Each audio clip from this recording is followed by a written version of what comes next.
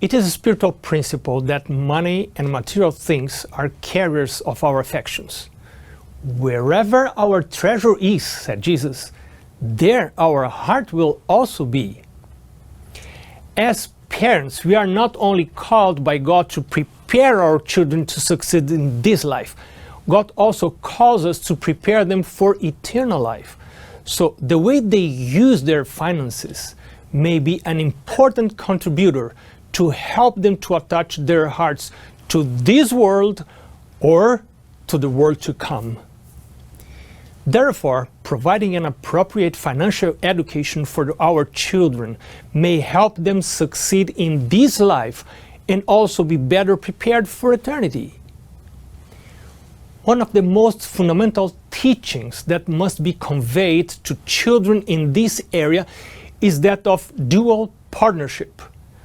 God and I, God and they are partners. All we have, all blessings, including money, come from God.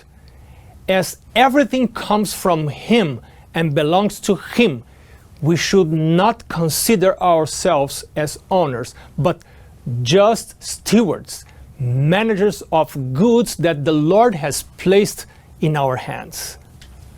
How do we use money to teach children to experience life in its fullness? First, they must learn to consider life as the harmonious use of three God's given elements: abilities, physical strength, and time. All those three elements come from God and are given to each human being on loan. Without any one of those three, you no longer have life in its fullness, or you don't have life at all. In normal conditions, the productive and balanced use of those three God-given elements, abilities, physical strength, and time, should generate money. Money should be the natural product of a balanced use of those three God-given elements, and therefore God should be seen as the originator of money.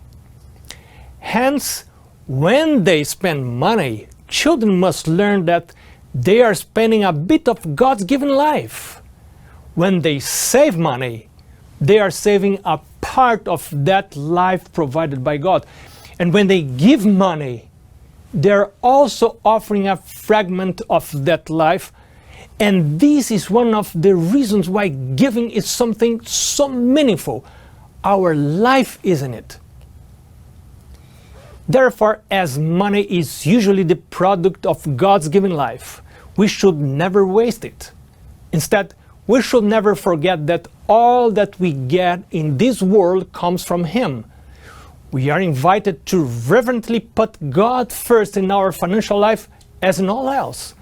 When we recognize Him as the author of life and the originator of our money, which comes through the proper use of our, remember, abilities, physical strength, and of time, we and our children will put God first by returning to Him before any other use, our tithe and our regular and systematic offerings, which we call promise. As God's representatives or managers, we will be accountable to Him for the use of the gifts that He has bestowed upon us, money included. With this in mind, watch now what Pavel Goya's father taught to his children in Romania. When asked about his parents, Pavel Goya, the ministry magazine editor, always has precious memories and teachings to share.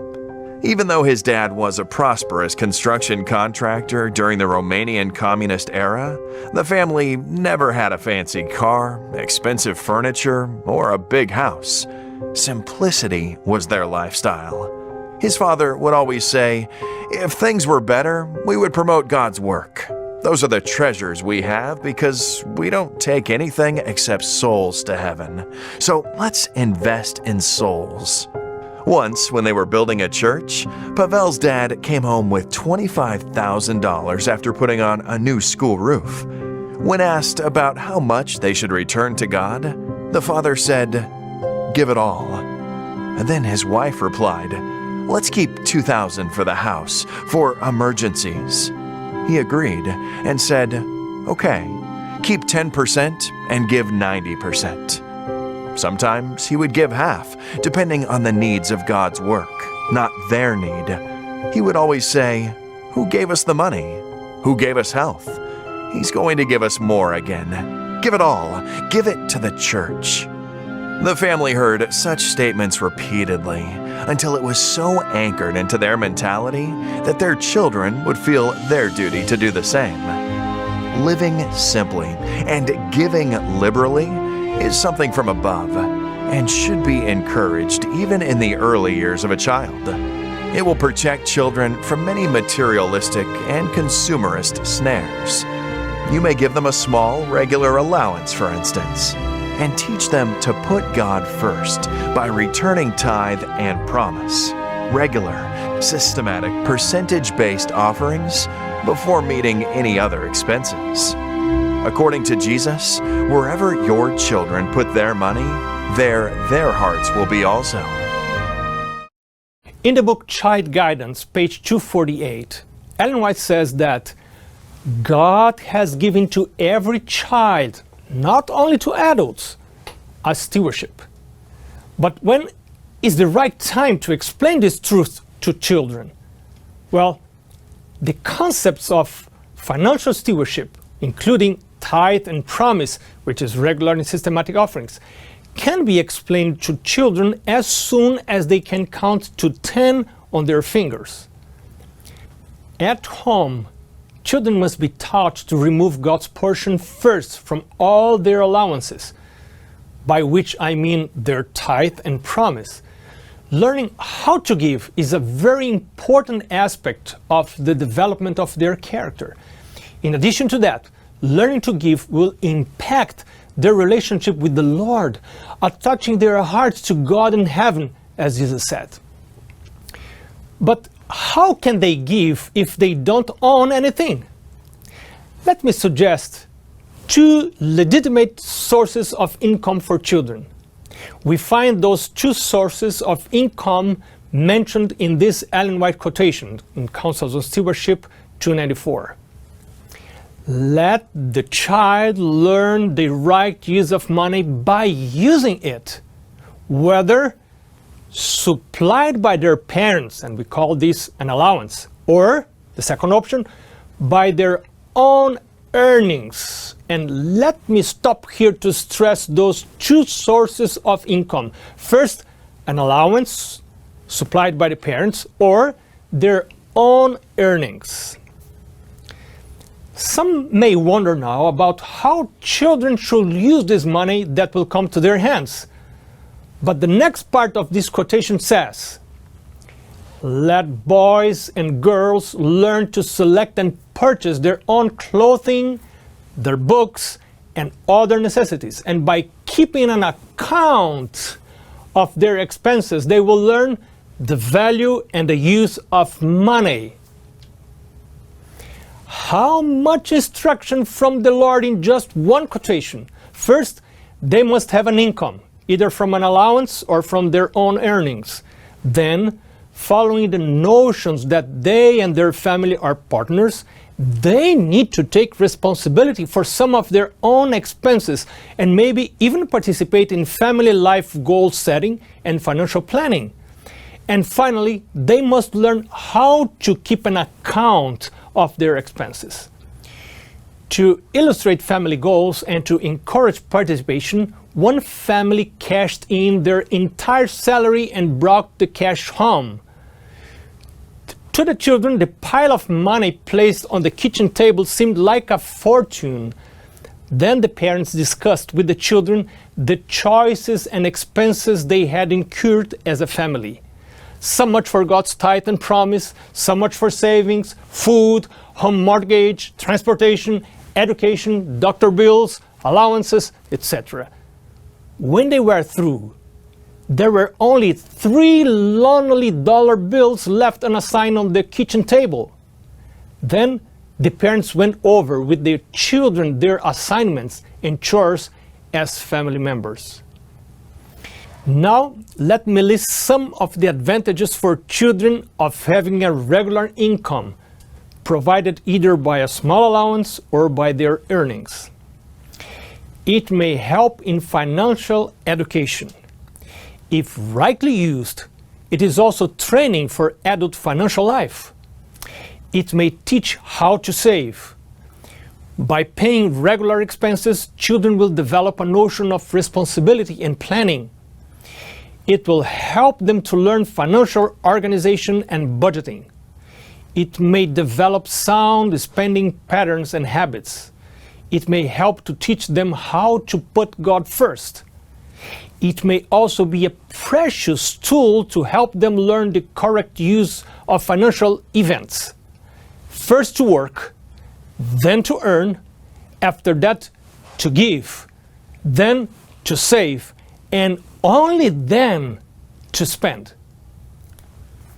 When adults have not learned to follow this proper order of events, to work, then to learn, and to save, to give, and only then to spend, when they start by spending before working, before earning, before giving, and before saving, they will inevitably get into debt. If you, as a parent, will start to implement this program of providing allowances, I would like to suggest to use some important rules that may guide the process. My wife and I have adopted those rules while dealing with our daughters. If they manage to save money, obviously there will be a surplus, and it will be to their advantage. But if they spend all that they earn, there should be no extra allowance, as it happens in real life. We are never provided a new income if the money ends before the payment period is over. After a mutual agreement, they should be responsible for a list of expenses from now on. They should see it as a privilege and not as a punishment. They must present a simple report, accountability, before receiving the next allowance. This will provide an opportunity for parents to guide them in the right use of money. Ellen White in the book Adventist Home, page 386 says, when very young, children should be educated to read, to write, to understand figures, to keep their own accounts. But before everything else, she says, they should be taught that the fear of the Lord is the beginning of wisdom. She also says that as parents, we are called to teach every youth and every child to keep an accurate account of their own income and outgoes.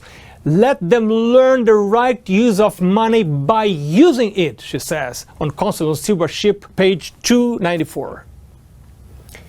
She says that if rightly directed, keeping an account of income and outgoes will encourage habits of benevolence because they will learn and practice the God first principle. And she keeps saying, it will aid the youth in learning to give. Not, and pay attention on that, not from the mere impulse of the moment, as their feelings are steered, not moved by feelings, but regularly and systematically. There is a difference between giving according to the impulse of the moment, or as their feelings are steered, and giving regularly and systematically.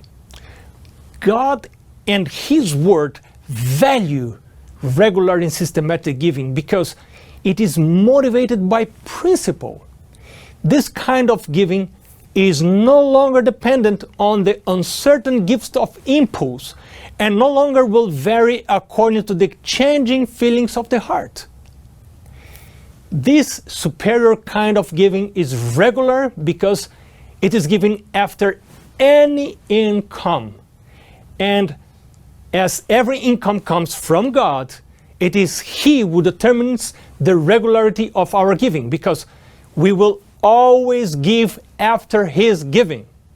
It means that this giving is no longer subjected to human or earthly motivation. And it is systematic because it is given under the proportional system. By prayerfully choosing a percentage of the income to give as an offering, the worshiper will give more when they receive more, give less when they receive less, and give nothing when nothing is earned. And in this case, even while not giving anything, that person is considered by God as faithful because the decision to give has already been taken. The person and God know that if there will be an income, there will be giving of tithe and promise. But what is the difference between promise and sporadic or occasional free will offerings? There are two main types of offerings. Okay. One is regular systematic offering, which we call promise, and two, sporadic or occasional free will offerings, which can be given for special appeals or projects but only beyond and above promise. I see. So when should I... Hold on, I'm getting there. Now, our most fundamental motivation to give promise, regular and systematic offerings, should never be based on the needs of others, nor on any call made at church, or even on personal feelings or sympathies. You know what I mean? Yeah. Our motivation must always be based on God's initiative to bless us with an income or increase, and be given as first fruits every time God gives us a financial blessing. For He is ever the first to give. So we give when He gives, and after His giving. Exactly. And if you have received nothing from Him, and your income is zero, your tithe and promise will also be zero. And you're considered faithful. On the other hand, if you don't return tithe or give promise every time you have an income, you fail to recognize God as the origin of life and of all blessings. Fair enough. Everything makes sense now. You sure? Yep. Okay. All right. I like this explanation. My returning of tithes and giving of promise offerings should not be controlled by external motivations like appeals, sympathy for good missionary projects or even for missionaries, or even by my feelings that can be so deceiving. Instead, the best motivation is to honor God, giving back to Him as an act of worship every time there is a financial blessing or income. Now, moving forward, analyzing the text that we read before the video on Counsels on Stewardship, page 294, we can see that it is very important for parents to teach figures to their children, to teach them the value and the use of money in a practical way, and to help them distinguish economy from the extremes of niggardliness from one side and prodigality from the other. Ellen White says that rightly directed, this teaching will encourage habits of benevolence, and children will learn to give not by impulse or feelings because they sympathize with a missionary or a missionary project, as we saw before, but they will give regularly and systematically. Now I will share with you what Mari and I did with our daughters. When they were teenagers, one of them came to me and told me that her classmate's father was giving an allowance to his daughter. And with this allowance, that girl was supposed to purchase a school uniform, clothes, sneakers, school books, and personal hygiene supplies. And my daughter looked at me as if she was saying, "Why don't you do the same with me?" At that time, I was the no man at home because our budget was very tight and I could not answer their request for money positively.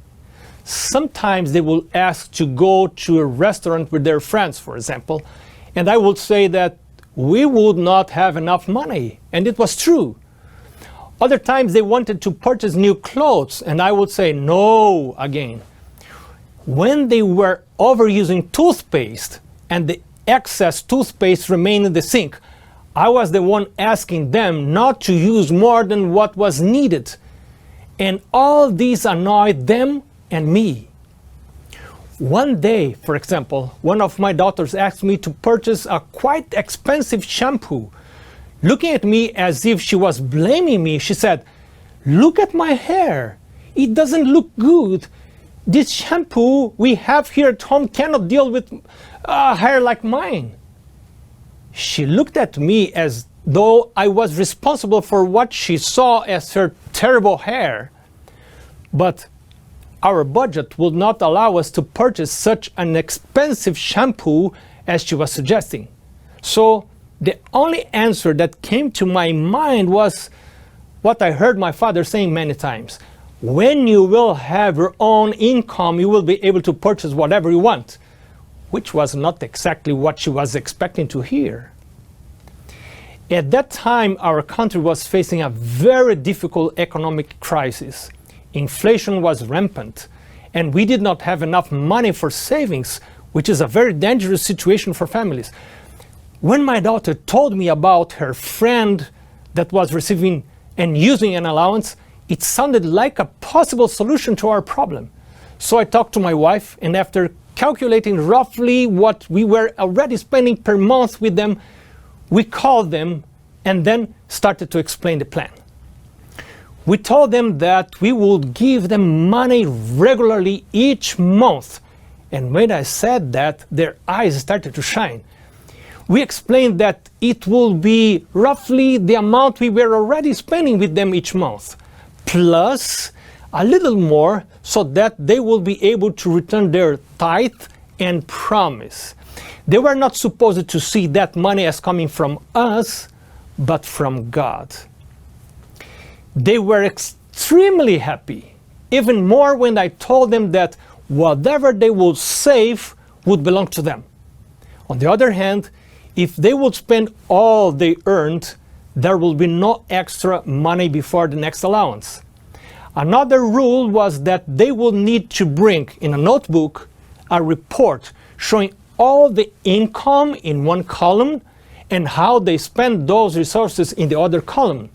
Then at the bottom, they will need to show the result of the month. They were excited. After receiving their first allowance, they decided to join us in going to the supermarket. They were so happy to act like adults. They took their shopping list, an empty cart, and left us, thrilled for the opportunity to purchase their own stuff.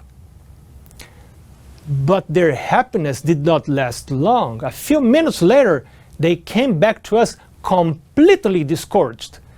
"Dad," they said, "everything is so expensive. We are not able to purchase everything we need." I agreed with them. I knew very well what they were saying.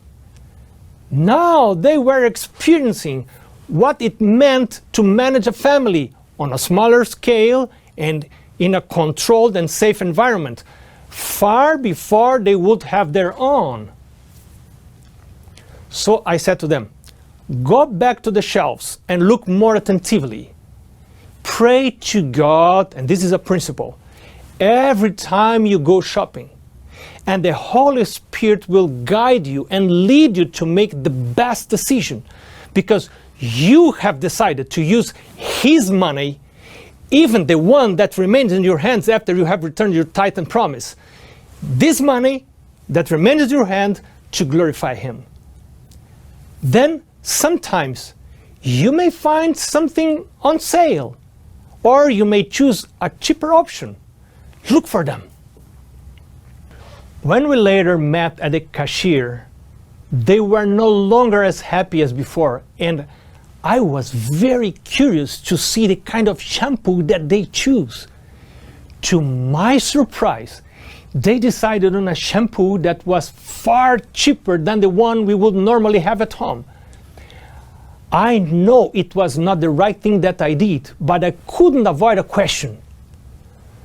"Will this shampoo be good enough for your hair?" I asked. And smiling, their answer was, "If it is not good for our hair, it will be good for our pocket." Another day, while passing by their bathroom, I found something very, very strange inside the trash can. It was an empty toothpaste tube cut in half, and I was wondering what happened to that toothpaste tube. So I asked them for an explanation. One of them, a little embarrassed, said to me that when the toothpaste was over, she imagined that there will be some remaining paste inside the tube. So with a scissor, she cut the tube in half to check and to scrub the remaining paste with the toothbrush. I was speechless. I was amazed about how quickly did they learn how to live and how to husband their resources. And I was no longer the no man. They were getting the necessary preparation for dealing with their finances in their adult life. Now, when to start giving the allowance? The plan can be started anytime after the ages of 6 or 7, assigning to them at that time only a few expenses. Their responsibilities, as well as the amount they receive, may be increased as they get older. Children younger than 6 or 7 may not be prepared to deal with the concepts of spending money wisely. How much should the allowance be? This depends upon the age and maturity of the child and the responsibilities agreed upon.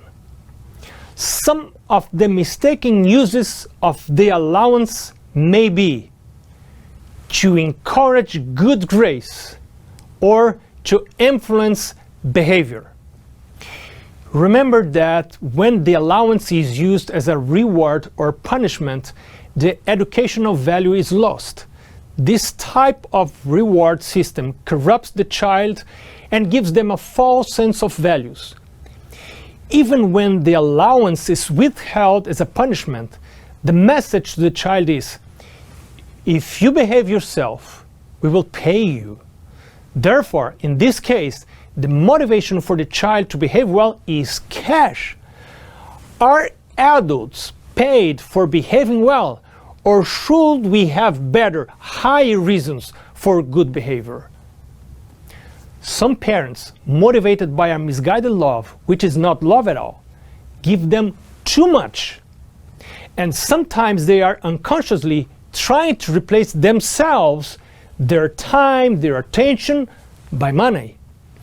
Ellen White says that erroneous ideas exposed by parents about the use of money may expose youth, not only small children, but also youth, to many dangers. She says in Testimonies, Volume 2, page 473, that the youth are not to be carried along and supplied with money as if there were an exhaustible supply from which they could draw to gratify every supposed need. Money is to be regarded as a gift entrusted to us of God to do His work, to build up His kingdom. A very affluent leader of one of my churches in Sao Paulo, Brazil, would pick up his children in the Adventist boarding school on some weekends with his helicopter. But he would require his teenage children to sell evangelistic literature as colporteurs during their vacation, so that they could learn at the same time how to work for God and how to earn their own money. Very wise initiative. One of the boys is now a Seventh-day Adventist pastor. Now, how to use the allowance? It is important to remember that they need to use it to pay for some regular expenses. Otherwise, without purpose, money on their hands may be used by Satan as a curse instead of a blessing. Payment should not be based upon the performance of chores. If they save money, there will be a surplus. But if they lack money, there should be no extra allowance. Allow the child to make their own decisions, but please allow them to experience the consequences of their decisions. Before each new allowance, help them to evaluate their choices based on right principles. Chores should be performed because they are members of the family, not greed for more money. Children may be paid for some additional jobs. older children should be encouraged to increase their income by doing jobs outside the home. Make an annual review of the allowance amount and the expenses they should pay. Remember that they must periodically bring a report of their earnings, expenses, and the balance before receiving a new allowance. Let us recall what Ellen White says about the use of money by children on Councils on Stewardship 294. She says, whether supplied by their parents or by their own earnings, let boys and girls learn to select and purchase their own clothing, their books, and other necessities. And by keeping an account of their expenses, they will learn, as they could learn in no other way, the value and the use of money. Let's summarize the parents' role while teaching finances to their children. They must teach autonomy. By not supplying all the child's supposed needs, children may feel encouraged to earn their own money. Parents should teach the right use of money according to Christian spending patterns. Another thing is to teach how to keep a simple account, how to help others who are in need. Children should also be taught not to rely on credit. Also, how not to be enslaved by debt. The importance and priority of having savings. To develop the habit of putting God first in their finances by returning their tithe and promise offering. So help your children by discouraging them from borrowing money. My mother taught me an important lesson for life when she encouraged me to play with my own toys and not to play with toys borrowed from my friends, my neighbors. She would ask me to return them when I would bring them at home. Use and count on what you have and not on what you don't have. Help children by also not promoting indolence. If you make their lives too much easy, they will not be motivated to work and to earn for themselves. Some are spoiled by their parents and so are ruined for adult life and for eternity also, because they receive everything that they suppose they need. Also help children by not giving them all, even if you have the financial capability to do so.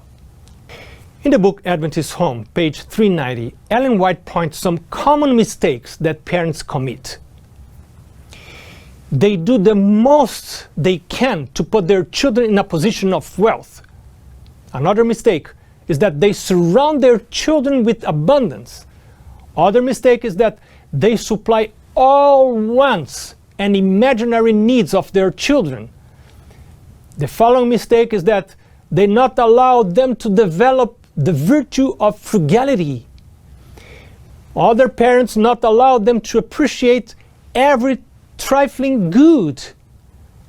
A sophisticated lifestyle will likewise produce spoiled children unable to thrive by themselves.